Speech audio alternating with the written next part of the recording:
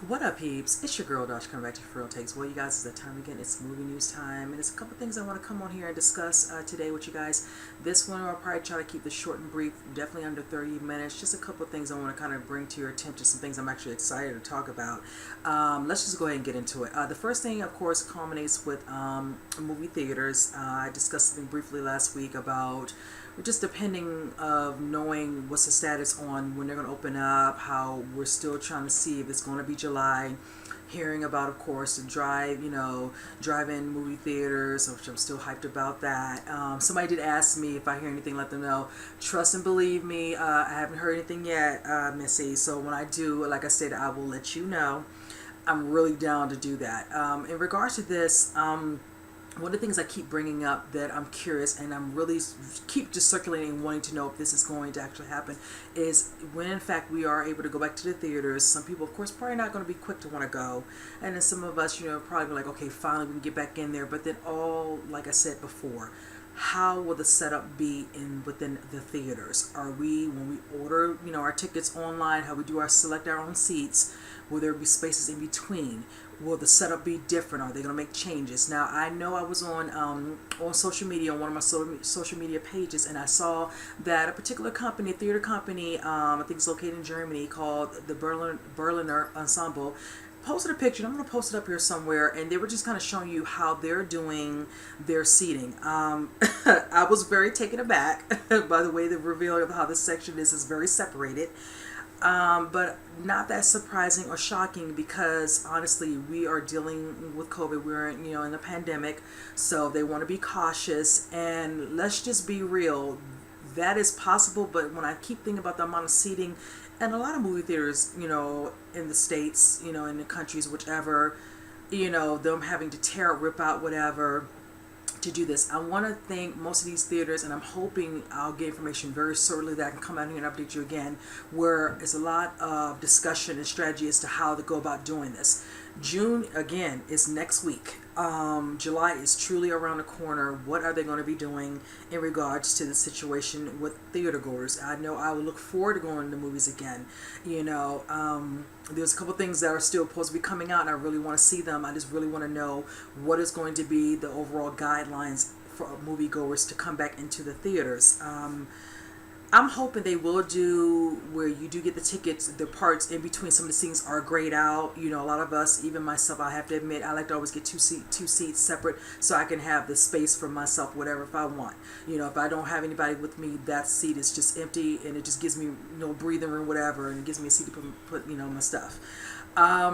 Won't be able to do that for a while if that's the case. If they do it like that, people can't just, it's not going to probably be at the same capacity. That was another thing we talked about when before they fully closed down, they were only doing 25% capacity. So if this is going to be considered the new normal, it's going to be very interesting if that's the case. Not a problem for me. I know them trying to fill it up, and people want to come out and think in a large amount of quantity. And some people get their tickets when they just show up. A lot of people don't always want to buy the tickets online. They like to come in there and get their ticket and just go right in there.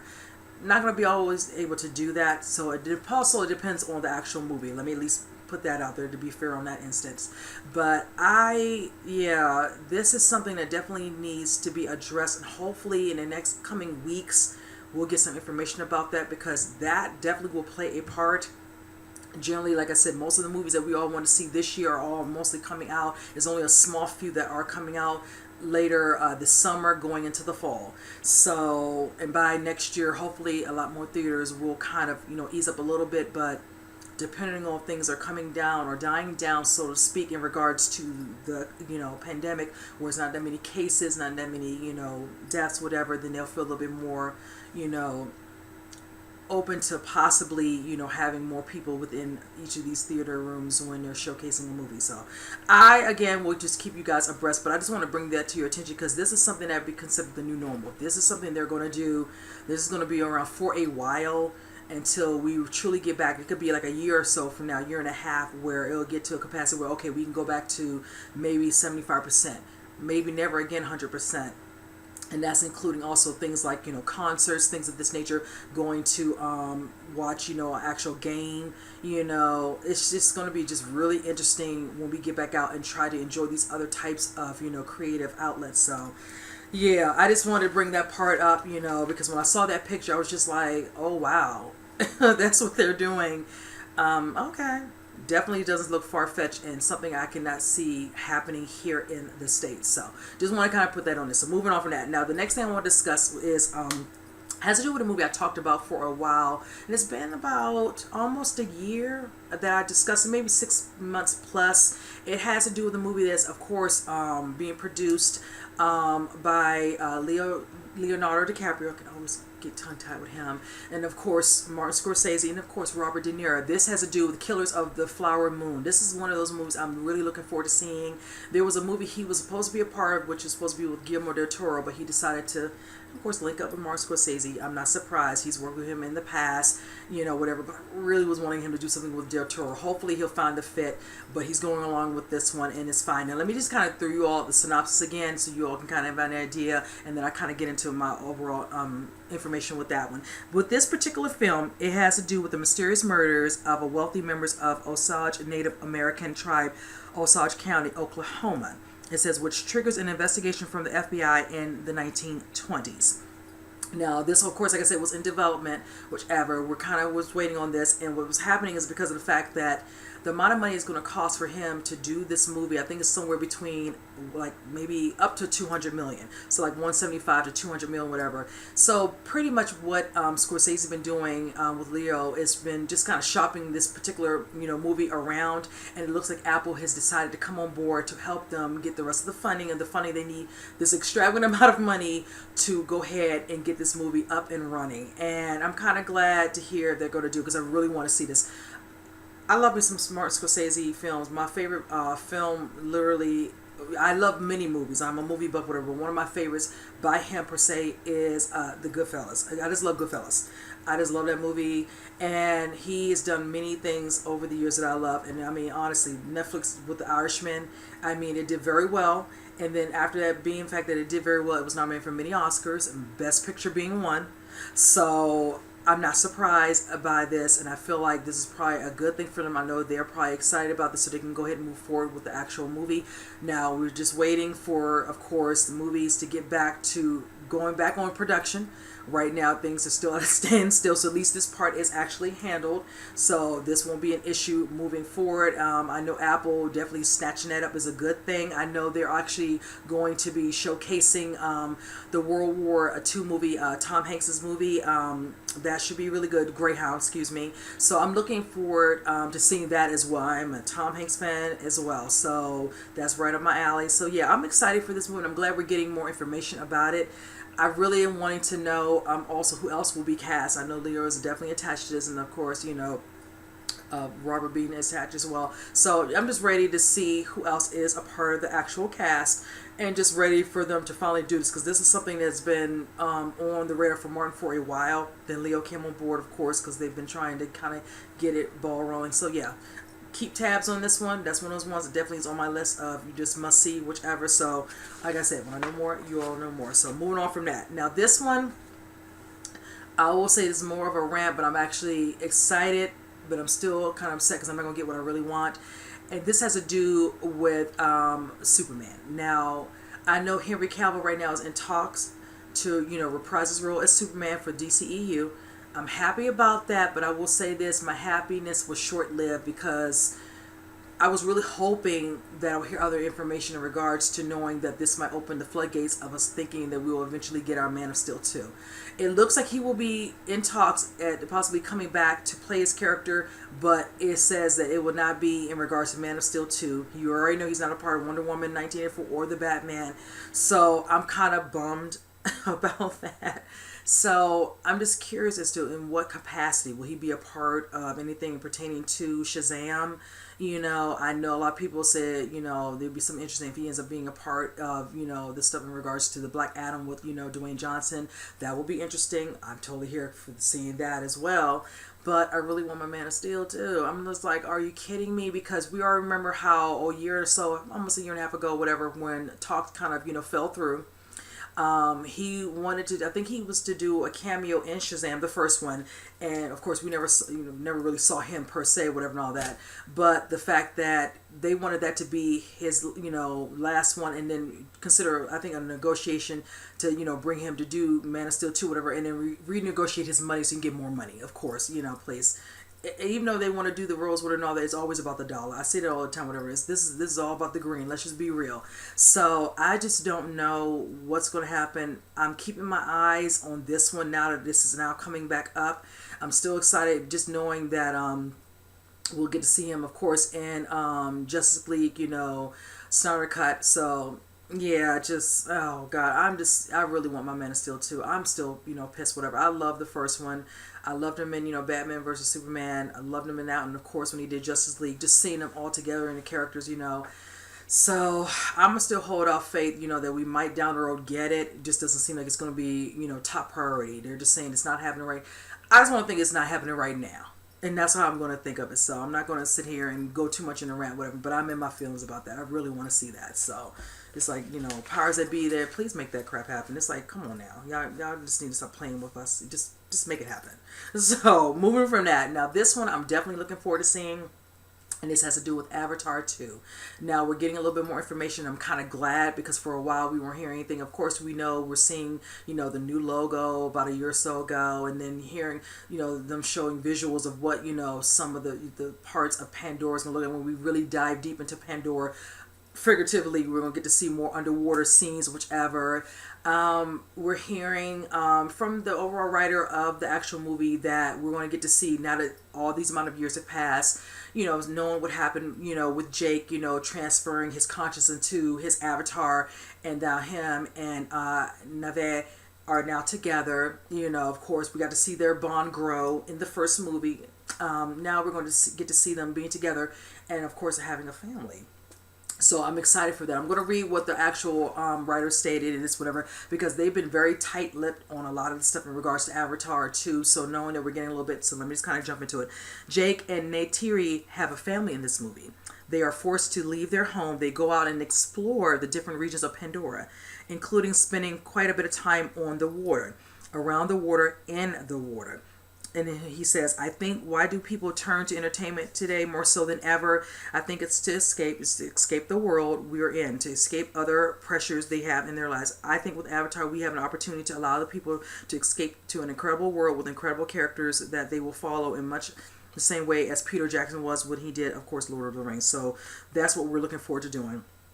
And like I stated before, I'm here for it. When I knew they were working on Avatar 2, I was excited. Wasn't expecting them to say Avatar 3, 4, and 5. But my whole thing was this. I am down for that. I know a lot of people, all the time passed, whatever. And yeah, that is true. If you were invested and you enjoyed the Avatar movie, whatever, granted, we weren't searching or looking for Avatar 2. That is true as well. But I did enjoy seeing the movie. I saw it twice at the theater. I enjoyed it. And I really wish at the time, a couple years after, they had done that. But as they say, technology does play a part. And that's one of the things that I think James Cameron has brought up with the things we're going to get in, I think, Avatar 2. Of course, when you see how they said it's going to be, you see the family, within the water, with the water, around the water, whatever.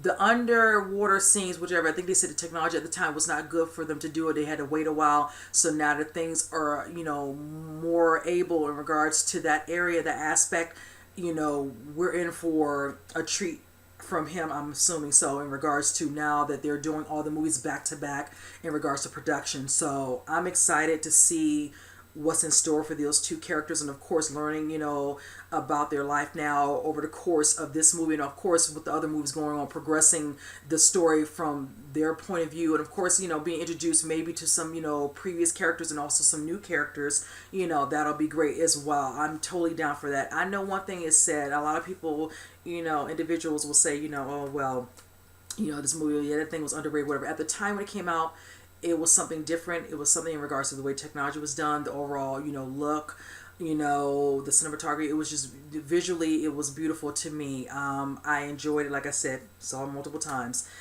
I really wanted to see what else they could have done with it, and that's why I like the fact that they are doing a second one. I will say this. I can't foresee ahead to know exactly what kind of story you're going to tell in 3, 4, and 5. That is the part that kind of has me like, I said it and I'll say it again. The second one has to blow my mind for me to even consider seeing the third one, let alone the fourth and then the fifth one. So I'm really hoping as the storyline progresses with those two characters, like I said, we get introduced to other characters that keeps building on to the storyline, to build the Avatar franchise with all these different installments to this story, whichever. And it's fine, whatever. You see how they did Lord of the Rings, and I agree with that, with the way they kept building, growing, whatever, in regards to storyline, whichever. So it's doable. I know some people like, oh, they're going to try to take Endgame. Let me put it like this, and I'm going to say this, whatever, because I'm just going to speak my piece on this. I liked Endgame. I was right there. I saw it twice at the theater. Take all my money. I've watched all those movies, probably maybe two out of all the movies through Marvel, and I will say I've been here for watching all the changes of all those characters. It deserved to be in number one right now, but don't diss on another movie, because let's just be real. That movie was number one for 10 years. No one could take it out of its spot for 10 years. You did take out a spot. I always tell people, don't get too arrogant with that, because I'm going to tell you, depending on what James Cameron can do, and he's done many things with many other movies in the past that people would like and still watch in this day, that gave us a lot of different technology that blew our minds. And I'm going to tell you, if he's able to bring it and he gets enough people, not just in the States and across the other countries, it's going to be real interesting to see if they can stay the test of time to stay at number one. So yeah, I said, don't people be biting their tongues. You speak too soon. So I would love for Endgame to stay in that number one spot for a while, just like Avatar did. But yeah, we'll see. So I'm looking forward to it. I'm down. I'm glad we're seeing some visuals. I might post a picture where they showed, something like a little scene of them underwater. I might have put it up here already. But yes, I'm here for it. I'm ready for it. I look forward to seeing the family, since they're going to have a family. So I'm really looking forward to us learning about, seeing them together, that chemistry between Sam and oh gosh, I'm about to forget her name. Lord have mercy, Zoe Saldana. Good Lord.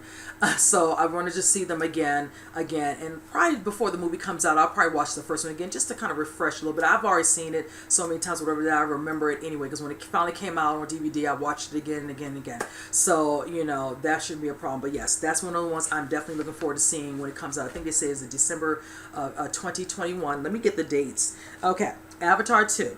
December 17, 2021. Avatar 3, December 22nd, 2023. Avatar 4 is going to be December 19th, 2025. And the last one, Avatar 5, is December 17th, 2027. Ooh, that's a lot right there. So yes, that is it for that one. So moving on. Now this one, I am excited to see. This particular movie is going to be made into a reboot TV series. And this has to do with, basically, in some ways, with the trilogy of The Girl with the Dragon Tattoo. Now, if you all know me, let me put it like this. When the movie The Girl in the Spider's Web came out, I wasn't too gung-ho with that one, because let me just take it back a little bit. I am a fan of Noomi Rapace. I love her work. Not just the three movies she was in, but I enjoy a lot of her other work. So when she did those and I saw them, I was just like, no one can even touch Lisbeth. It's just like, it's not going to do. Eventually, around late 2009, early 2010, they were talking about, revamping, reimaging of The Girl with the Dragon Tattoo, and of course, Rooney Mara actually ended up being cast as Lisbeth. Wasn't sure how I felt about that, because prior to that, I saw her in A New Nightmare, and I was just like, that's the girl who was in that movie? I was just like, I don't know. But then when they showed her in character, and then I went and saw the movie, I was just like, okay.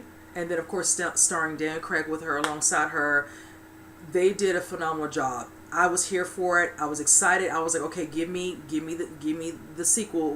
Where's the next one? And then things kind of fell through with the director, and then it was off the table. I was pissed, and then it was just like, okay, it is what it is. And then here we go. It was a 2018 with The Girl with Spider's Web with Claire Foy.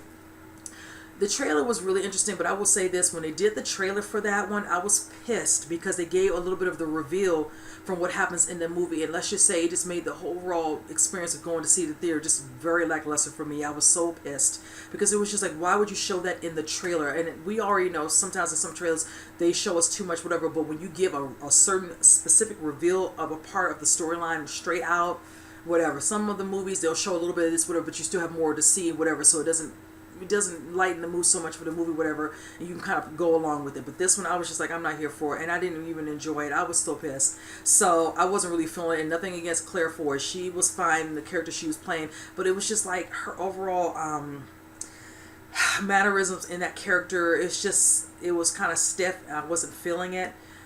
The way Rooney played it really good, but definitely the way Noomi Rapace was playing, I was here for it. So just hearing that they're going to be doing a TV show reboot, this will be through Amazon, so I'm here for that. I already have their streaming service, so that's actually a plus for me. I'm excited. Now, they're talking about bringing this to the TV. They will not be utilizing the same type of storyline because it's been recycled, as you all clearly see over and over again. It's going to be a new story told. I am here for that. Now, this is my only thing. Okay, if you're going to do that, this, well, it is doable. If they're going to do a TV show on this, that means that this can open up definitely different stories that can last throughout each season, meaning they can do something where it's something that can definitely be told throughout a whole entire season. Now, if each season is about, say, for instance, 6 to 8 episodes, then it's doable. I don't think they're going to go past 8 episodes. Then yes, of course, Elizabeth working on a particular case, whatever, with an investigative report or whatever, then it'll be interesting like that. Or always introducing her with somebody new she's working with, through the company who gives her work. Of course, she's not, she's kind of like a, social pariah, but she's good in tech. So it's going to be really interesting to see also who are they going to cast. That's going to play a part as well. I look forward to seeing if they're going to do somewhat, even if it's a new story, somewhat of a background on her, of what she's been through as being traumatic, being, what happened to, what's happened to her prior to her turning out the way she was. If we can get some of that storyline, that will be nice, because in the movies, you don't get to see all that. You just know she's dealt with some traumatic stuff. You see what happens to her, whatever, and all that, being taken advantage of, rape, whatever, and all that. We already know about those violent aspects of her life, but I want to know, as a child, for her to be the way she is, where she's very close off, but definitely knows her skill set. That would be nice. I'm here for that. So I am really excited for this. That one I might have to do a weekly review. A weekly review on that. That might get one of those ones where I might invest in doing a weekly review, because that was a character I was totally invested in when I went to the theaters to see. So I'm so here for it. So, oh yes, I'm here. Please, please, please, casting, get it right, get it right. So when it comes out, now it's just a matter of when they're going to start production on this. I don't have anything for that part as well, so we'll have to see. I will have to keep tabs on that, and as you all know, when I know more about that, you all will know more. So this has me so, I'm just beyond tickled with this one. So yes, I just had to just bring that up. So moving on from that, now this one is one of the movies I was anticipating coming out this year, and it looks like it has been moved to next year, and this has to do with Edgar Wright's Last Night in Soho. And I'm excited for this one. This one is starring, of course, Matt Smith and Anya Taylor-Joy. I'm excited because those two right there are just great actors. I love their work. So I'm looking forward to this one. Let me just kind of note what Edgar said. He states, he's like, Last Night in Soho is not quite finished yet due to COVID-19. He says, however, he's excited for audience to experience it on April 23rd, 2021. Now, this is one of those ones, when I first heard about it, they kept talking in regards to this movie, kind of doing a comparison, whatever, and all that, to the movie Repulsion. And what was the other movie it was talking about? Don't Look Now. And I'm like, okay, I like the vibe. So let me kind of read the synopsis again to kind of give you all a little bit of clarification. It says, this movie is about a young girl passionate about fashion design is mysteriously able to enter the 1960s, where she encounters her idol, a dazzling wannabe singer. But 1960s London is not what it seems, and times seem to fall apart with shady consequences. Now, I remember previously putting up a picture where, about 6 months ago, whatever, I'm going to post that picture again, where they put that out there and all that, and that picture alone with Anya Taylor-Joy had me just like, okay, I cannot wait to see this movie. There is another one that Edgar did put up on Twitter. I'll post it up as well, and just kind of, you see Matt Smith and Anya Taylor-Joy, looking at the overall theme of circa, 1960s. So yes, I'm excited for this movie. Again, still a tad little bummed that we have to wait, but like I said, we were flooded with a lot of stuff coming out in 2020, but now it looks like it's all going to be coming out in 2021. It is what it is. I can't even be mad, so it's just, I'm going to go along with it because I truly have no choice, but at least I know I have a lot of stuff to look at going into the following year. So this is one of those ones that was on my anticipated list of films for this year, so I most definitely plan to see this, and I just pray the theaters will be open, and at that time I can really go in here and enjoy this. And I don't know if this will be in a theater near me. This will be at my other little spot that I like to go to. So yeah, I will definitely be there because I have a feeling they will be showing this there. So moving on from that, now this one right here is one of those franchises that I actually enjoy over the years, and this has to do with Jason Bourne. I am a fan of Matt Damon's work. His work definitely in regards to the Jason Bourne character. I remember the first one came out, The Bourne Identity came out 2002, and I love that one. The second one, The Bourne Supremacy, but I love Bourne Ultimatum. That's my favorite one out of all of them. And then I know they did the fourth one with that one wasn't starring him. That was starring Jeremy Renner and I think Rachel Weisz. And then of course he came back, Matt, and did the one Jason Bourne, which was the fifth installment. Now they're considering wanting to do a sixth installment. Frank Marshall really sees the potential to do a sixth one. Now the only way that can go is if you get the main players, and that main player being the main person, which is Matt Damon. Now, there's a particular director who did direct, I want to say, was it 2 or 3 of them? What's his name? Let me get his name on here. Paul Greengrass. He directed, I think it's 3, if I'm not mistaken. I think if he was to come on board and do the 6th installment, Matt Damon might consider it. Not to say Matt is not. Probably have to consider that. And also, what is the storyline going to be like? If you all saw the last one, I did enjoy that one. Alicia Vikander was in that one. I actually enjoyed her character in that. I'm just not sure where else they can go with him. We'll have to see. I will say this, kind of piggybacking off of Jason Bourne a little bit with Treadstone. If you all recall the show that came out last, I want to say late fall, which was on USA Network. I actually watched the whole season. I actually enjoyed that. It kind of opened it up with a lot of people like, okay, the potential is there. If they do certain things within that particular show and season, that could use that to flood, a possibility of a storyline that could circle into the 6th installment. Maybe bring some of those characters from the TV show within to the movie. That would have been very interesting to see. He is out there. They can find a way to bring it up, but it's like, okay, if that's the 6th one, let that be the last one. I mean, I'm fine if it stops with this one. I mean, really, but Matt might say I got one more in me. He might decide, like, you know what, let's just go ahead and do this, whatever. Just make sure the storyline makes sense. Don't just bring it back for the simple fact of bringing it. I know the last one he did very well at the box office, so we'll have to see how that actually pans out.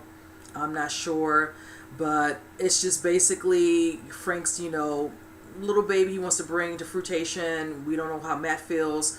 We can't, it's nothing going on in regards to production right now, so where are they going to start? So like I said, this will probably be the beginning talks, if you will, if he's kind of putting this out there, kind of see if people are meshing or vibing with the thought of it, because the other ones did make good money, and we always enjoy when he plays it, because he does his character very well. The action sequences are phenomenal, so I'm down for it. So I will keep tabs on this one, because if that does happen, I'm most surely will be going to see it. And I'm looking forward to see who else will be in it and who will be the big bad in this one, because he always has somebody he's going toe-to-toe with, and that would be very interesting to see, and to see if we get any previous, other casts that might come back. That would be interesting too, because it always adds a little extra to the actual movie as well. But of course, the main dog is Matt. Matt got to come back, because if Matt's not going to be in this one, ain't nobody going to go see that. I already know I'm not, so I'm just saying. So, all right, you guys, the last one, and this one is a doozy for me, and I'll get into that because this encompasses horror, and this has to do with a reboot of the Wolfman. Now, as you all know, like I said, I love my horror. One of the things I used to watch back in the past that I really didn't like watching when I was younger was werewolf movies. It took me a long time to get past them. I've said this over again, even when I did my favorite horror movies, whichever. One of them being at the top of the list was American Werewolf in London, which traumatized me as a child. Let's just go ahead and get that out the way. And then it took me a while to watch anything that was werewolf related, period. I don't care if it was a TV show or whatever. Like the show Being Human. There was a werewolf show on back in the day on Fox. I was like, oh hell no, I didn't watch that.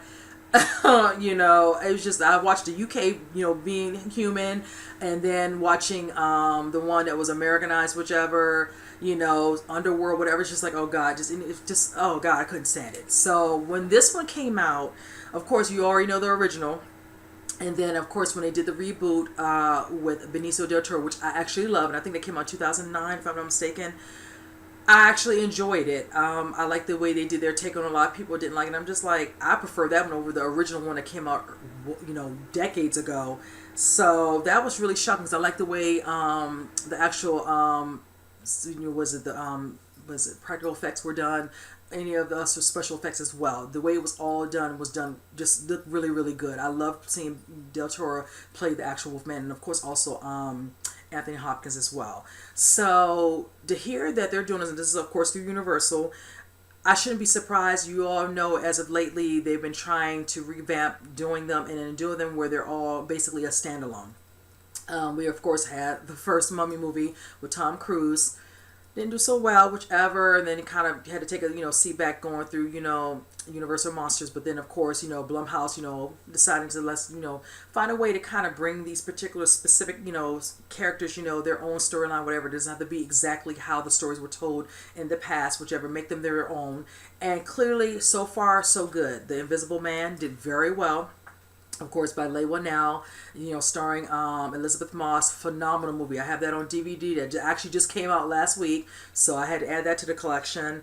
Then we have some other ones in the pike that are going to be coming out. I think Paul Feig's Dark Army, that's in the works. Elizabeth Banks working on The Invisible Woman. So I'm looking forward to those. But with this particular one for the Wolfman, it looks like we're going to have a certain person, of course. It's going to be Ryan Gosling. He is, of course, going to be playing the title character in this movie. I am here for it. I'm just like over it. Did not foresee of all the people to cast, because I said I knew when we were talking about them a while back, or me talking about them, of course, Invisible, who could be, of course, Frankenstein, the Bride of Frankenstein. I would love to see who'd be, Dr. Jekyll, Mr. Hyde, the Wolfman, the Creature in the Black Lagoon, all these different ones, who will be playing the actual characters.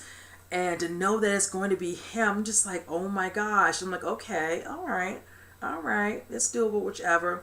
So pretty much that is how it is. Right now we have no director attached to this, whichever. So it's just basically Ryan as well. But I will say this, let me kind of break down what they're saying in regards to this, because the two writers of the script, their names is Lauren Schuker Blum and then Rebecca Angelo. They have actually written on Orange is the New Black.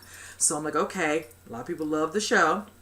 Now what they're saying is, it says it's based on an original pitch from Gosling. It says also it's going to be, the story's rumored to maintain a supernatural element of the source material, but set in a present time, similar to how you see how it went with The Invisible Man.